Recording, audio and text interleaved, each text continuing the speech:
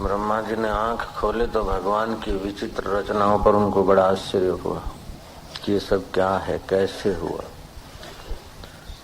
सृष्टि का विस्तार तो ब्रह्मा जी ने किया, लेकिन ब्रह्मा जी जब उत्पन्न हुए तो उसके पहले भी तो कुछ था। जैसे फैक्ट्री में चीजें बनती है, लेकिन चीजें बनाने का रॉ मटेरियल तो पहले ही होता है। तो ऐसे ही ब्रह्मा जी को आश्चर्य हुआ, और आश्चर्य करते करते ब्रह्मा जी का मन इतना तो गहरा चला गया कि ब्रह्मा जी का पसीना पसीना हो गया कि क्या है। उस पसीने पसीने से ब्रह्मा जी और गहरे चलते गए तो आवाज आया, तप तप तप तप करो। तप करने का मतलब है कि इंद्रियों को मन में लीन करें और मन को बुद्धि में लीन करें। तो बुद्धि को परिश्रम नहीं होगा, बुद्धि को शांति मिलेगी, तो शांत स्वरूप परमात्मा में टिकेगी। तो शांत स्वरूप परमात्मा में टिकने से मति का गाढ़ापन हो जाता है। जो हल्की हल्की वस्तुओं में मति उलझती है तो छिछरी हो जाती। जैसे पीपल का पत्ता है तो हल्का सा है, छिछरा है, तो जरा सी हवा आती जिधर को तो उधर को फड़कता रहता है। लेकिन सुमेरु पर्वत तो चाहे आंधी आ जाए, तूफान आ जाए, फिर भी स्थिर रहता है। जिसने तप किया है वो उस परब्रह्म परमात्मा में स्थित होता है। तो सत्यम ज्ञानम अनंतम ब्रह्म, जो सत्य स्वरूप है, ज्ञान स्वरूप है और जिसका कभी अंत नहीं होता, उस परमेश्वर में मति प्रतिष्ठित हो जाती है। मति जब उस परमेश्वर में प्रतिष्ठित हो जाती है तो मति का नाम बदल जाता है और वो प्रज्ञा हो जाती है। ऋतम भरा प्रज्ञा, साधारण प्रज्ञा नहीं, ऋत माना सत्य, सत्य स्वरूप ईश्वर से भरी हुई प्रज्ञा, उसको बोलते हैं ऋतम भरा प्रज्ञा। मनुष्य जब प्राण छोड़ता है, मरता है, तो उसके पहले उसके चित्त में जो वासना होती है, जो निश्चय होता है, उसी के अनुसार उसका मन और प्राण मति के निश्चय के अनुसार ही लोक लोकांतर में गति करता है। जैसे आपकी मति में निश्चय हो गया कि हम शिविर में जाएंगे, चाहे उत्तरायण की ठंड बरसो, चाहे चेटीचंड की गर्मी पड़ो, हम तो शिविर में जाएंगे, सत्संग सुनेंगे, साधन करेंगे, और जो कुछ कठिनाइयां सहेंगे वो तब हो जाएगा। कीर्तन सत्संग से आनंद आएगा और साधन से मति की शुद्धि होगी, परमात्मा के रास्ते में आगे बढ़ जाएंगे। तो ये निर्णय मति ने किया कि शिविर में जाना है, तो मन ने और प्राण ने योजना बनाई कि फलानी तारीख जाना है, फलानी गाड़ी से जाना है, टिकट लेना है। हाथों ने हिलचाल की, पैरों ने यात्रा की, आंखों ने देखने का काम किया। निर्णय केवल मति बाई का था, ऑर्डर उसका था। बाद में सब काम लग गए और आप लोग इधर पहुंच गए। तो फिर इन इंद्रियों को जैसा मिलेगा उस प्रकार का इंद्रियों का आकर्षण और मन का मनन बनेगा। मन के मनन और इंद्रियों के आकर्षण का निचोड़ मति के आगे जाएगा कि अच्छा हुआ, बुरा हुआ, दूसरी बार ये करेंगे, ये ले आएंगे, ये न लाएंगे, ये खाएंगे, ये न खाएंगे। अब मति में अगर अच्छे संस्कार हैं, तप से युक्त मति है, तो ये चपरासियों की और कारकुन की, हेड क्लार्क की और क्लार्क और चपरासियों की। चपरासी है कर्म इंद्रियां है, क्लार्क है ज्ञान इंद्रियां और हेड क्लार्क है मन। इन सब की बात पर जजमेंट मति कैसी देती। मति अगर बढ़िया होगी तो उनकी बढ़िया बात पर हाँ बोलेगी और घटिया बात को काट के फेंक देगी। मति अगर घटिया होगी तो उनकी घटिया बात को हाँ बोल देगी और बढ़िया बात पर ध्यान नहीं देगी। तो इससे सिद्ध होता है कि तुम्हारे पास ये समाचार तो लाती है इंद्रियां। आंख दृश्य का समाचार भरती है, कान शब्द का समाचार भरता है, नाक गंध दुर्गंध का समाचार भरता है, जीव रस का समाचार भरती, और इन सब का समाचार कलेक्ट करके हेड क्लार्क मन मति के पास ले जाता है। अब मति जिनको हाँ बोलती है, आसक्त होती, हालांकि इंद्रियां और मन आसक्त होते हैं और उनका अपना फेवरेबल बात बोलेंगे, उनको जो अच्छा लगेगा उसकी व्याख्या करेंगे, उसी बात की सिग्नेचर कराने की कोशिश करते हैं। नीचे के आदमी बड़े साहब से उसी कागजों पर सिग्नेचर कराते हैं, जो कागजात जो फाइल में उनको कुछ दक्षिणा मिलती है, उनको वाहवाही मिलती है, पैसा मिलते हैं, उनकी अनुकूलता होती है, उसी दस्तावेज पर उसी फाइल पर सही कराने की कोशिश करता है नीचे का आदमी साहब से। ऐसे ही इंद्रियां तो कोशिश करेगी, देखना, सूंघना, चखना, स्पर्श करना आदि उसी की सही कराएगी। और मति में अगर तप नहीं है तो मति वो ही करती रहेगी, तो वो ही करते करते मति मंद हो जाती है।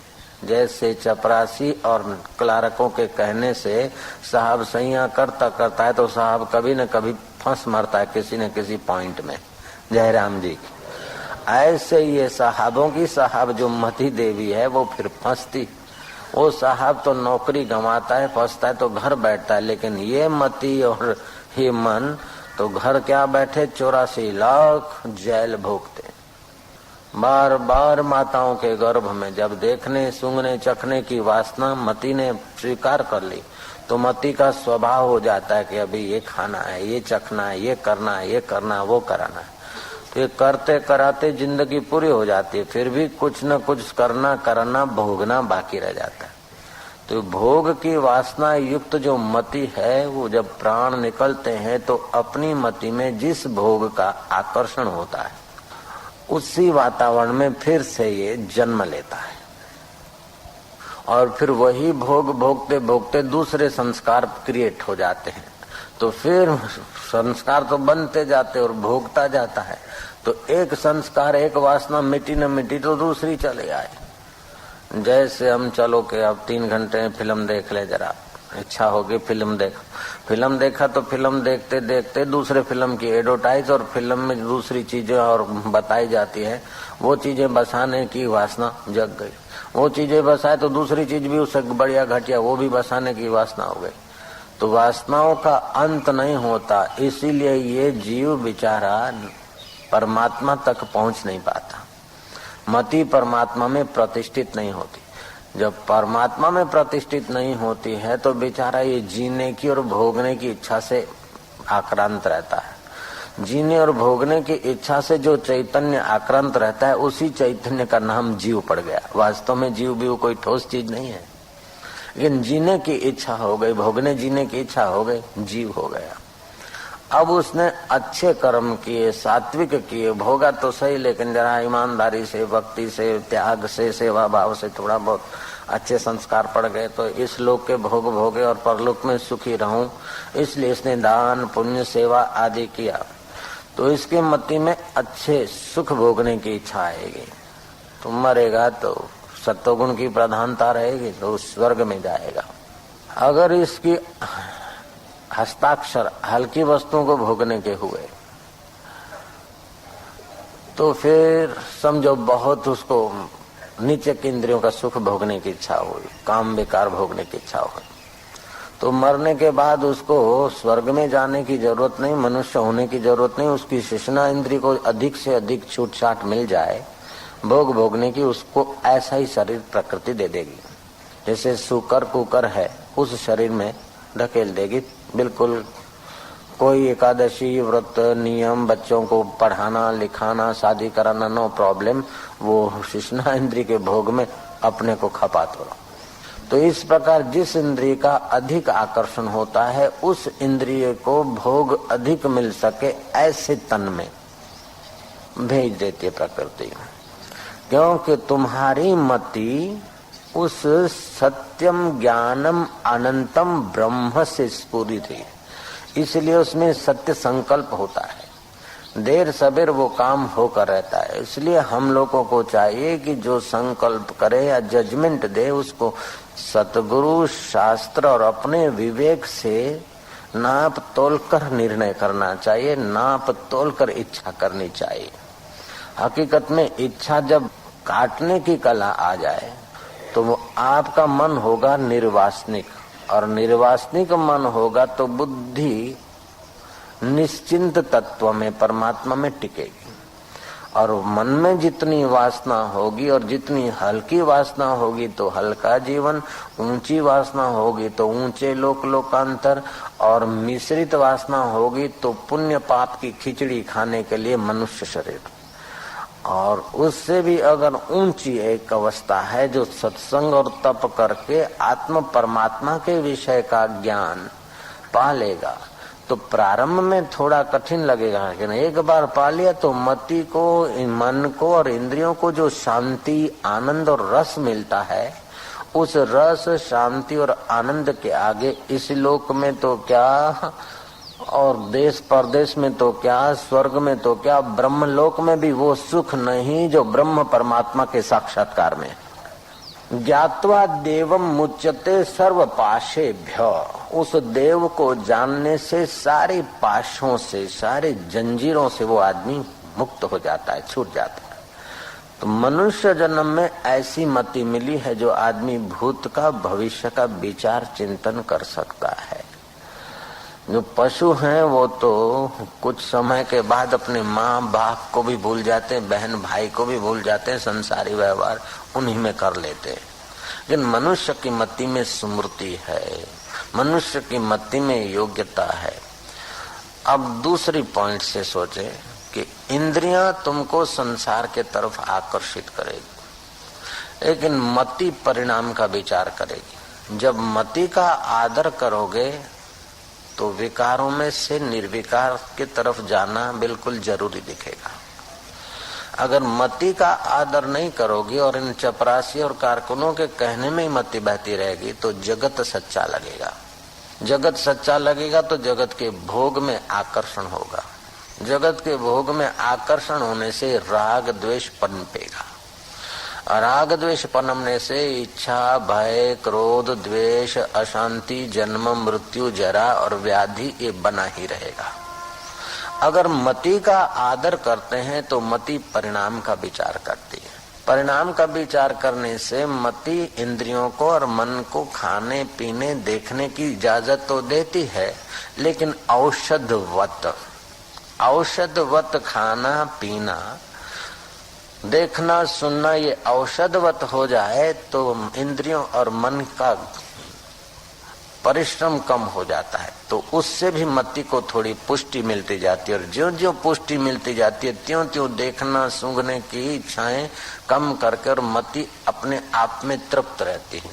तो तृप्त मति की योग्यता बढ़ जाती है, योग्यता बढ़ जाती है तो मन और इंद्रियां उसके अधीन होने लगती है। तो मनुष्य जन्म में ही ऐसी अवस्था आ जाती है कि जब चाहा तब इंद्रियों को समेट के मन में ले आया और मन को समेट के परमात्मा में गोता मार दिया। दिल ने तस्वीरें हैं यार, जब की गर्दन झुका ली और मुलाकात कर ली, जब चाहा वो आत्म सुख पा लिया। तो मति में आत्म सुख पाने की जो आदत पड़ जाती है तो फिर वो जब शरीर छूटता है तो मति में, अंतःकरण में कोई वासना नहीं रहती। जब वासना नहीं रहती तो प्राण उत्क्रमण नहीं करते लोकांतर में जाने के लिए या दूसरे जन्म में भटकने के लिए। अभी तुम्हारी तीव्र वासना हो जाए चाय पीने की तो खिसक जाओगे, तीव्र वासना हो जाए तो कुछ उस जगह पे चले जाओगे। जब कोई वासना नहीं तो भाग दौड़ करने की जरूरत क्या है। जब वासना जोर पकड़ेगी तो हमारी नजर इधर जाएगी और आदमी खिसक जाएगा, तो बेईमानी भी करेगा, पैसा भी खर्चेगा, लेकिन वासना के लिए करेगा। तो ऐसे मति में कोई वासना नहीं होती। तस्य प्रज्ञा प्रतिष्ठिता, उसकी प्रज्ञा पर ब्रह्म परमात्मा में प्रतिष्ठित हो गई। तो वह साधक जीते जी सिद्ध पद को पा लिया है। तो ज्ञानी नाम प्राणा न उत्क्राम्यन्ते अत्रे विलियन्ते। ज्ञानी जिसको आत्म पर ब्रह्म परमात्मा का सुख मिल गया है, साक्षात्कार हो गया, उसका मन प्राण उत्क्रमण नहीं करते हैं। जहाँ शरीर का प्रारब्ध पूरा हुआ तो शरीर तो 5 भूतों में, स्थूल भूतों में लीन हो जाएगा और सूक्ष्म शरीर उसका सूक्ष्म भूतों में लीन हो जाएगा, व्याप जाएगा। और आत्मा तो पहले ही परमात्मा से मिला हुआ है, वो कोई परमात्मा के पास कोई लोकांतर में नहीं जाएगा। वो तो सत चित्त आनंद स्वरूप जो आकाश से भी अत्यंत सूक्ष्म है, उस परब्रह्म परमात्मा में साक्षात्कार के दिन ही एक हो गया था। केवल देह की बाधा थी, प्रारब्ध ने देह की बाधा को पूरा कर लिया, वो व्यापक ब्रह्म हो गया। तो अब हमारे हिस्से क्या आता है कि हमारे हिस्से आता है कि हम इंद्रियों का आदर इतना न करें। तुलसीदास ने ठीक कहा है, देखिए सुनिए गुनिए मन माही, मोह मूल परमार्थ नाही। ये देखने सुनने और मन में जो गुनने विचार करने में आता है वो सब मोह मूल है, परमार्थ नहीं है, वास्तविक में सत्य नहीं है। जैसे पतंगिया को दिया में सत्य सुख दिखता है और जल मरता है, मछली को कुंडी में सत्य स्वाद दिखता है और फंस मरती है, हाथी को हथीनी में सत्य सुख दिखता है और खड्डे में जा गिरता है, भमरे को कमल में सत्य सुख दिखता है और टिका रहता है। हालांकि उसमें ताकत है कमल से बाहर निकलने की, वो लकड़े को छेद कर सकता है, लेकिन कमल से बाहर नहीं निकलता है। सांझ पड़ी चलो जवाय शू वांधो छे जवाय जाएंगे, ऐसे करते हो कमल तो बंद हो जाता है, उससे भी निकल सकता है, लेकिन फिर आकर्षण इंद्री का रस का जीवा का पड़ा रहता है। सुबह जंगली जानवर या हाथी आदि आके कमल को तोड़ते खा जाते या पैरों तले कुचल देते, वो प्राण त्याग कर देता, मर जाता बेचारा।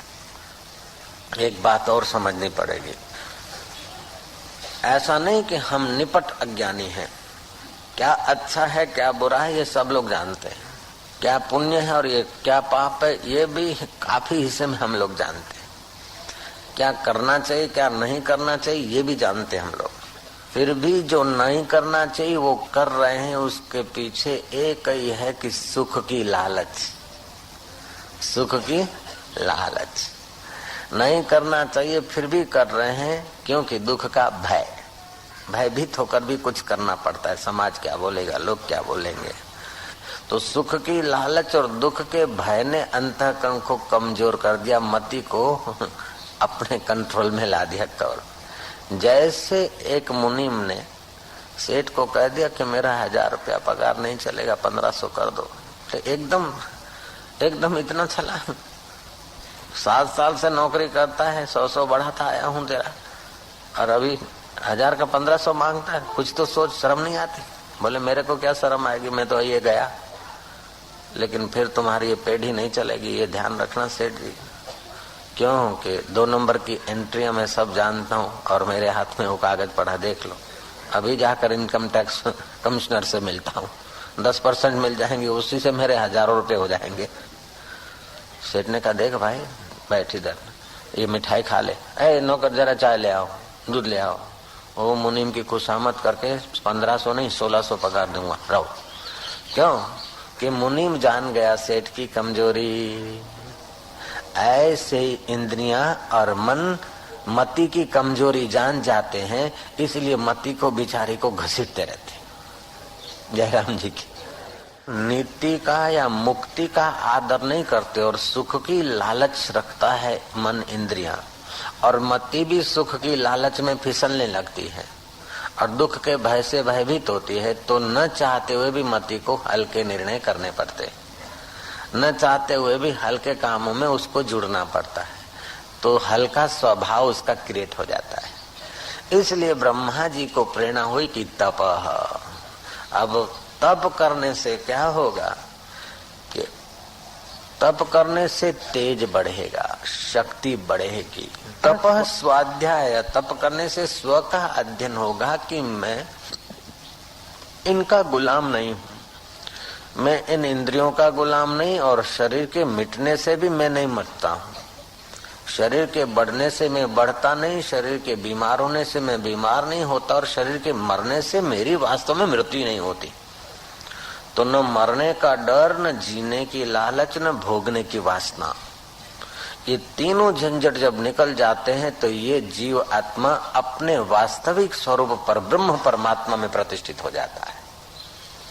मम दर्शन फल परम अनुपा, जीव पावै निज सहज स्वरूपा। भगवान राम कहते हैं कि मेरे दर्शन का फल क्या है, परम फल क्या है? कि परम फल तो यह है कि जीव अपने सहज स्वरूप को, जो सत्य चित्त आनंद स्वरूप रोम रोम में रमा हुआ है प्राणी मात्र के, वो राम को पा लेता है। जैसे थका हारा नौकरों से सताया हुआ सेठ अगर कोई अपने गब्बर सेठ से मिलता है, निकट के मित्र से मिलता है, तो उस सेठ का बल बढ़ जाता है। और नौकरों का मुनीमों का सताया हुआ अगर गब्बर सेठ से मिलता है तो उस बेचारे लथड़े हुए सेठ का हौसला जग उठता है। ऐसे जब हम जप करते हैं, ध्यान करते हैं, तप करते हैं, तो सेठों का भी सेठ और उन सेठों का भी सेठ और सारे दुनिया के सेठ तो क्या, स्वर्ग के सेठों का सेठ जो परब्रह्म परमात्मा ब्रह्मा जी का भी जो सेठों का सेठ है वह आत्मा होकर बैठा है। तो तप करने से मति उसका सहयोग ले लेती है, उसमें शक्ति आ जाती और मुक्ति के रास्ते चल पड़ती है। तपस्ु सर्वेषु एकाग्रता परम तपः। सब तपस्याओं में एकाग्रता परम तपस्या है। तो हम इंद्रियगत ज्ञान का जब आदर करते हैं तो विकारों का हमारे पर हमला बिल्कुल होगा ही। जब हम बुद्धिगत ज्ञान का आदर करते हैं तो हम विकारी सुखों का आदर नहीं करेंगे, विकारी वस्तुओं का उपयोग करेंगे। जैसे अब कहीं जाना है तो आंख का उपयोग करा, जरूरी है वो तो देख लिया। शरीर को टिकाना है तो तंदुरुस्ती का ख्याल करके खा लिया। सुनना है तो जो सार है वो बात सुन ली, बाकी को ध्यान नहीं दिया तो हमारी शक्ति बच जाती है। तो बुद्धिगत ज्ञान का आदर करने से इंद्रियों का, मन का झंझट कम हो जाता है और बुद्धि को परिश्रम भी कम पड़ता है। तो बुद्धिगत ज्ञान का आदर करने से हमारा विवेक बढ़ता जाएगा, विवेक बढ़ने से वैराग्य बढ़ेगा, संसार से राग उठ जाएगा। देखेंगे कि जितना इन वस्तुओं को संभाला, आखिर छोड़कर मरना है तो बहुत पसारा क्यों करना।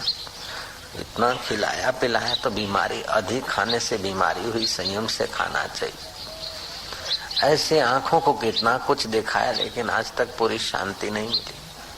कानों को कितना ही सुनाया फिर क्या, जीभ को कितना ही लटके दिलाया फिर क्या, नाक को यह बे भूंगड़ा ने आटली सुगंधी परफ्यूम हजी ठेकोणो नहीं। ऐसे ही इंद्रियों को, काम विकार की इंद्रियों को इतनी बार खपाया, अपने को निचो दिया, फिर भी संतोष तो नहीं। तो विवेक जगेगा, विवेक जगेगा तो फिर वैराग्य आएगा। क्योंकि परिणाम में क्या, भोग भोगने के समय जरा देर मजा आया, बाद में देखो तो ऐसे रहेगी। तो बुद्धि जब परिणाम का विचार करती है तो उसका परिश्रम कम होता है और उसको परमात्मा में प्रतिष्ठित होने का, समता में आने का समय मिलता है। भगवान को बुलाया भी नहीं जाता और भगवान को प्रकट भी नहीं करना है। भगवान हाजरा हजूर है, आद सत्य जुगात सत्य है भी सत्य, नानक हो से भी सत्य। लेकिन उस भगवान के सुख स्वरूप के आगे, भगवान के आगे ये जो पड़ते हैं, जैसे बारिशों में सूरज नहीं दिखता है बादलों के कारण, तो हकीकत में सूरज को प्रकट भी नहीं करना है, बुलाना भी नहीं है, केवल हवाएं लगे, बादल बिखरे, सूरज तो थे हैं और शाम तक रहेंगे। ये सूरज तो शाम तक रहेंगे और वास्तव में आत्म सूर्य के लिए तो कोई शाम ही नहीं है। ये सूर्य भी डूबते नहीं हैं, छुपते नहीं, चले नहीं जाते, दूसरी जगह दिखते हैं, पृथ्वी घूम रही इसलिए। तो हम लोग मानते कि सूर्य चले गए। मान लो इस सूर्य से तो हम कभी चक्कर खाते रात्रि का तो नहीं दिखता है, लेकिन परमात्मा रूपी सूर्य से तो हम कभी अलग नहीं हो सकते। आद सत्य जुगात सत्य है भी सत्य, हो से भी सत्य। तो उस सत्य स्वरूप में बुद्धि प्रतिष्ठित होती है। तो सत्यम ज्ञानम अनंतम ब्रह्म, उस सत्य स्वरूप में, ज्ञान स्वरूप में, और जिसका अंत नहीं होता है, उस अनंत में विलय हो जाता है जीव। जैसे सागर में तरंग विलय हो जाता है तो तरंग सागर बन जाता है, क्योंकि पहले ही था सागर, पानी तो पहले ही था। ऐसे जीव ब्रह्म तो पहले ही था, लेकिन इस बेचारे को इंद्रियों का आकर्षण ने, जगत की सत्यता ने, बेवकूफी ने कई जन्मों तक भटकाया। अगले जन्म में भी किसी माता के गर्भ में गए होंगे, लेकिन पिता के शरीर से पटके गए। माता का गर्भ सीधा ही मिल जाता, ऐसी बात नहीं। कई बार माता के गर्भ में बेचारे ड्रॉप के रूप में जाके गिरते हैं, फिर वो बाथरूम के द्वारा बह जाता है गटरों में। क्या दुर्दशा होती। जितने लोग यहाँ पृथ्वी पर घूमते हैं हम लोग, उतने से अधिक तो गटरों में भी मनुष्य बहते होंगे। इस बात को तो कोई तार्किक नास्तिक आदमी भी अस्वीकार नहीं कर सकता है, मानना ही पड़ेगा। मेरे 2 बेटे हैं, कैसे कि मेरे शरीर से पैदा हुए, तो मेरे शरीर से पसार हुए, पैदा क्या हुए, पसार हुए। हमने कुछ अन्न जल आदि खाया, फल फूल, उसमें जो जीव स्थित थे वो ही पत्नी के द्वारा बेटे होके पैदा हुए। तो पत्नी में नहीं टिके नारी में, तो रजवीर्य होकर बह गए, तो बह के कहाँ जाएंगे, गटर में। तो ऐसी न जाने कितनी दुखद अवस्थाएं, दुखद दिन हम लोग देख चुके हैं। ये मति को अगर समझ में आ जाए तो मति में संसार का आकर्षण कम हो जाएगा, राग नहीं रहेगा। राग नहीं रहेगा तो द्वेष भी नहीं रहेगा। जब वस्तु में राग रहता है, उसमें कोई विघ्न डालता है तो उससे द्वेष होता है। बड़ा आदमी विघ्न डालता है तो भय होता है, छोटा आदमी डालता है तो क्रोध होता है, बराबरी का आदमी प्रॉब्लम करता है तो द्वेष होता है। जब वासना ही नहीं तो भय कहाँ, वासना ही नहीं तो उद्वेग कहाँ, वासना ही नहीं तो द्वेष कहाँ। तो भय, उद्वेग, द्वेष, राग, ये सब उसका शिथिल हो जाता है। जब राग, द्वेष, भय, चिंता ये शिथिल हो जाएगा, वस्तु मिलेगी कि नहीं मिलेगी, काम होगा कि नहीं होगा, आखिर मेरा क्या होगा, ये चिंता।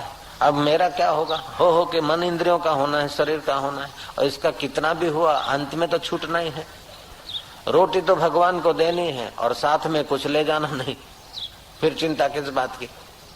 रोटी तो ईश्वर को देनी है और साथ में कुछ ले जाना नहीं। जो है, जो बना है और जो भी बनाएंगे वो मृत्यु के एक झटके में छोड़ना है। ये अगर मति दृढ़ निश्चय कर ले तो आदमी की चिंता टिक नहीं सकती। और निश्चिंत होने से मति में टिकेगा तो चिंता जिस बात की करता है, होगा कि नहीं होगा, वो तो काम अपने आप हो जाएगा। जितना आदमी निश्चिंत होता है उतना परमात्मा में टिकती है मति, और जितना परमात्मा में टिकती है उतनी प्रकृति और लोग अनुकूल होने लगते हैं। तो यही कारण है कि जो दुरात्मा है उसकी इच्छाएं पूरी जल्दी से होती नहीं, थोड़ी बहुत होती तभी भी वो दुखी का दुखी रहता। और जो धर्मात्मा है, पवित्र आत्मा है, उसकी इच्छाएं ज्यादा होती नहीं, और जो होती है उसकी तो पूरी हो जाती है। उसके नाम की जो मनोती मानते हैं उनकी भी इच्छा कुदरत पूरी कर देती, क्योंकि वो परब्रह्म परमात्मा में टिका है, ब्रह्मवेता है, आत्मज्ञानी संत है। हम संतों के नाम की मनोती मनाते हैं। तो जैसे हम हैं ऐसे वो तो दिखते हैं, लेकिन हम हैं इंद्रियों के आकर्षण में, हम हैं मन के कहने में, और वो है मन और इंद्रियों को अंतर्मुख करके, तप करके अपने प्रसाद की तरफ ले जाने वाले। तो ब्रह्मा जी को हुआ के तप, 2 शब्द तप करो। तो कम से कम 6 घंटा नींद किए, 8 घंटा नौकरी किए, 6 और 8 14 घंटे, फिर भी 10 घंटे फालतू है। उन 10 घंटों में सत्कर्म आदि करें, जप ध्यान करें, 1-8 घंटा कम से कम ध्यान करें, तप करें। तो जैसे दूध को उबालते हैं ना तो दूध गाढ़ा हो जाता है, रबड़ी बन जाता है, ऐसे ही मति गाढ़ी हो जाएगी, मजबूत हो जाएगी, शक्तिशाली हो जाएगी। तो शक्तिशाली मति उन आत्म सूर्य के बादलों को हटा देगी। आत्म सूर्य, आत्म परमात्मा के ऊपर जो बादल पड़े हैं वो हटा देगी। वो बादल हटते ही डिठो मुख शैन साजो हियरे थ्युम करार, लथा रोग शरीर जा मुझे सतगुर जे दीदार। वो अज्ञान अविद्या के बादल हटते ही ब्रह्म विद्या के बल से वो ब्रह्म परमात्मा का प्रसाद पालेगी। और प्रसाद से सारे दुख दूर हो जाएंगे। जन्म मृत्यु जरा व्याधि माताओं के गर्भों में जाना आना तो दूर हो जाएगा, लेकिन इस जन्म के भी कर्म सब जल के भस्म हो जाएंगे, क्योंकि ज्ञान प्राप्त हो गया। ज्ञान अग्नि यथा दांसी समिद्धो अग्नि भस्मसात कुरुते अर्जुना, ज्ञान अग्नि दग्ध कर्माणि भस्मसात कुरुते तथा। जैसे लकड़ी के ढेर को अग्नि जलाकर भस्म कर देती है, ऐसे ज्ञान अग्नि से तेरे सारे संस्कार सारे कर्म जलकर भस्म हो जाएंगे। अभी तक के कर्म तो जल जाएंगे, लेकिन युद्ध करोगे और वो ऐसे हत्या जैसे कर्म भी तेरे को लेप नहीं लगाएंगे। जैसे सूर्य को उदय नहीं लगती, दिमक नहीं लगती सूरज को, ऐसे ही आत्म सूर्य के साथ एक होकर जब मति संसार में जीती है तो उसको कर्मों की दिमक नहीं लगती। पहले के कर्म जल के भस्म हो जाते और नए कर्म उसको बनते नहीं, क्योंकि उसकी मति में कर्ता भाव नहीं रहता।